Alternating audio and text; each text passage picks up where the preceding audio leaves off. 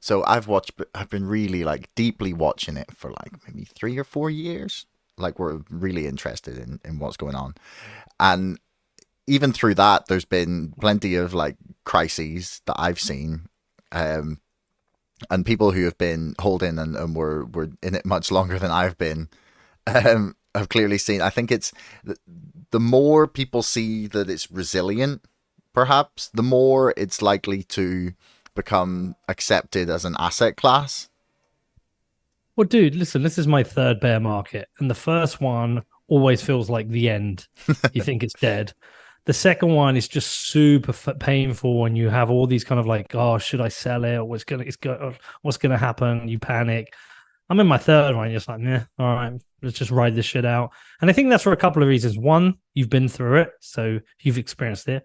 But also, like every bull market, a bear market you survive, you become hardened psychologically around it. But also, your net wealth should have increased. Like if your Bitcoin strategy is solid, is sound, if you are not over leveraging, if you are just buying and keep stacking and you're growing your stack, you know, my first bear market, I watched Bitcoin go from 1,200 down to like 250. I gave up. I didn't have any Bitcoin by the end of that. I just thought it was dead. My second one, my net wealth went from seven figures down to, God, what was it? Five figures. Yeah, it's a big fucking jump. Ooh, that is, Uh, yeah. and I sold a little bit at the bottom. This one, I'm just like, okay, I'm cool. Whatever. What will be, will be. I mean, I have less Bitcoin in this bear market than I did in the last. Sorry, in the last from bull market to bull market, I had less Bitcoin because I screwed up, right? But this one, I've still stacked. I still grow my stack, and I'm cool. By the time the next one comes along, I won't. I'm not going to make that mistake again. Yeah. Well, lessons learned. I mean, it's Yeah, easy. Well, it's easy with hindsight, isn't it? Always. I think I was so yeah. stupid. How did I It's a make good. those decisions? It's just a good test of your character, though. You know, which I think is a good thing to have, Mm. like to test your resolve. And look, the earlier you get into Bitcoin, the bigger risk you're taking because there's more unknowns. And so you deserve the bigger reward. Those people who got in 2010, 2011, like when we had no idea what this thing was, you know, they deserve the rewards they've got. And you know what? I bottled it in 2013, 14, and I deserve that, you know, I mean, my first Bitcoin I bought was £80 or $80. I can't remember the exact price. 80 is around that mark. I mean, Jesus, if I'd have known, I would have bought the shit out of it. Um, and you know, I got punished for my lack of conviction, my strategy. But you know, it is what it is. We're here now. We're in another bear market. I'm here for this. Yeah. So, how do you think the experiment's going in El Salvador? I'm looking forward to talking to a friend of mine for the show who's been down there for the last year and sort of seeing how it's going and been reporting on it. But from your perspective, how do you think it's going? I think everything is a derivative of Bitcoin. So I think the El Salvador project is following Bitcoin. Okay, so the country makes its legal tender, gives everybody a bunch of some Bitcoin via Chivo, puts in the regulations that people have to accept Bitcoin on certain companies, and then what's probably most likely happened is, you know, they've stacked a load of Bitcoin as the government, and then uh, if you're in El Zonte, it's going well because there's a lot of Bitcoin interest. In the rest of the country, probably not too much is happening. Mm. And so we're in a bear market. So people are like, oh, they've wasted money buying all this Bitcoin or nobody's really using it. But what's going to happen? Like an individual, you know, as we go through a bear market and you know our value of our Bitcoin drops and the usage drops, they're doing the same. But when we go into the next cycle, they will see all the benefits as the first country to adopt it. The Mm. Bitcoin they've stacked will increase in value and they will be proven right. Their strategy will be proven right. And those people in the country have adopted it, their strategy would be proven right. So to me, it's just like the El Salvador project, that momentum matches the momentum of individuals in Bitcoin, companies in Bitcoin. We all kind of go, it doesn't matter who you are, what you do, you all tend to go through the same experience from bear market to bull market to bear market. And, you know, they've taken a big risk, and Bukele deserves recognition for the bravery of doing that, being the first country. And my conviction says he will be proven to be right, and everyone else will be proven to be wrong. And you know, they will reap the rewards of being the first to do it. I mean, you don't want to be the last country to adopt Bitcoin.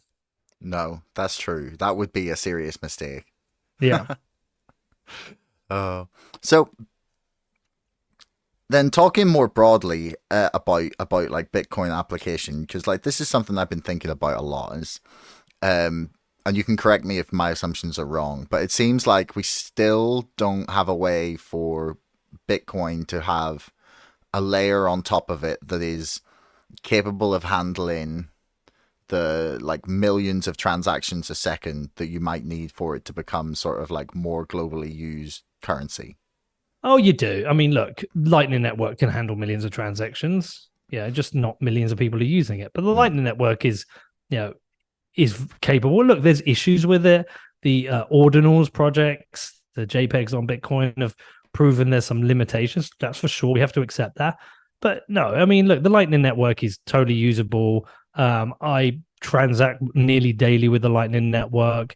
Um, uh, I have no issues with it. Yes, I tend to use the more centralized version, hosted wallets. I know that isn't great, but look, I think it's fine. But what is super interesting is we're seeing lots of exciting new layer two stuff come out. Mm-hmm. We've seen Arc, which I haven't checked out yet.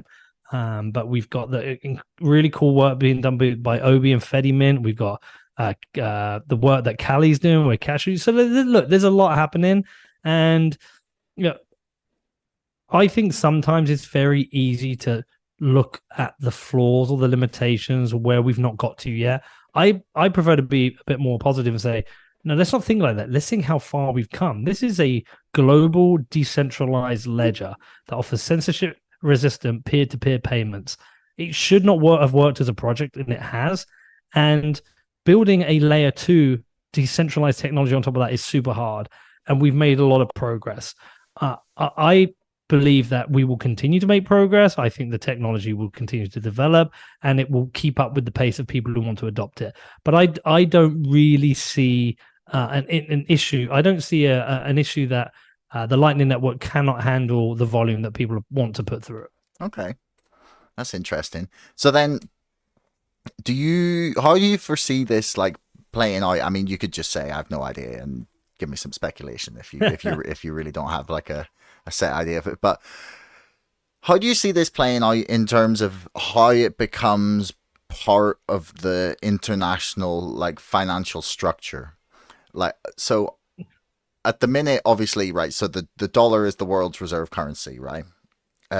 Swift basically runs on the dollar, but now we're seeing BRICS sort of say they're going to do a lot of things and we'll see what happens with it. But theoretically, they're about to have their own like payment system: Brazil, Russia, India, China, South Africa. And there's talk of it being backed by gold. There was people talking about it being like some sort of like central bank digital currency, like based around some new bank from all these countries. Like there's lots of different speculation about how it's going to play out. And it seems there's like a lot of fluctuation in the like global financial order. So do you think that Bitcoin could become that reserve currency for the world? Like, would it be official? Would it like in some way, do you think it might remain like an unofficial, like international currency? Or do you think it becoming like that institutionally adopted? So interestingly, I mean, Bitcoin is my reserve currency, and I've made that choice, and nobody can stop me doing that. I have the complete freedom to act with it as my reserve currency, and lots of other people do that around the world. They choose Bitcoin as their reserve currency. Other people choose the dollar. Other people may choose other currencies. The digital yuan might be other people's. Trying to predict how this will play out is fraught with danger because who the hell knows? Well, what I will say is that I think we will continue to see people adopt Bitcoin as their personal reserve currency when they understand the benefits of a fixed limit currency that cannot be manipulated by a centralized group of people. Look, BRICS sounds interesting. It's a different reserve currency that they want to challenge the dollar with. Great. But it's still going to be at the whim and control and open to manipulation by centralized authoritarian states. I mean, you can't trust that. Whereas Bitcoin, you don't need to trust it. It is a trustless system. And so I don't think there is a need for it to be officially delegated because it can't be. And I don't think it officially needs to be the global reserve currency. I just think you as an individual have the choice of doing that. And that's what I've chosen to do. And that decision I made has been a good decision for me. It's benefited me. It's benefited my family. It's put us in a different position because that's the reserve currency we've chosen to adopt. And it's put us in that position, not just because of the increase in value, but by having Bitcoin as our reserve currency, I changed the decisions we make as a family, the financial decisions, where we will keep our savings, what type of mortgage I'm going to get. And so I think we'll continue to see adoption. I think we'll continue to see financial institutions adopt or accept Bitcoin or allow their customers to buy Bitcoin. I think we'll see institutions offer custody solutions for Bitcoin. That will continue to grow. Whether or not Bitcoin becomes the dominant global reserve currency, I don't know. But it doesn't really matter. I don't need it to be. I just need it to be able to be my reserve currency, which it is. Hey everyone, thanks for making it right the way to the end of the podcast. I love that you tuned in this long. Do me a favor, hit subscribe, because 80% of you bastards are not subscribing, but you're watching my videos. See you next time.